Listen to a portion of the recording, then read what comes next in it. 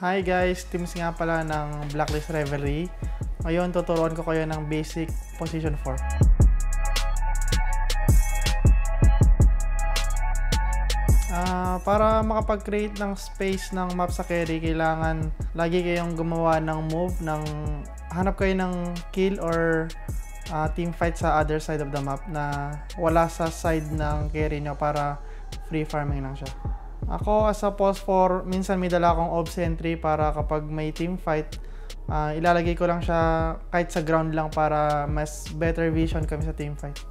Minsan sa team fight, kailangan mong mag-take a risk lalo na kapag nasa fog yung kalaban. Kapag initiator ka, kumbaga jump blind na lang tapos cast na lang ng spell, tapos bahala na kung anong mangyari. Pulse 4 support ngayon sa patch is Batrider and Rubik. Yung Batrider kasi ngayon sobrang lakas sa laning phase, tas ang bilis mag-farm. And then Rubik, same, malakas sa laning tapos good catch. Hi guys, Teams nga pala. Sana may natutunan kayo sa tips and tricks sa pagiging pulse 4.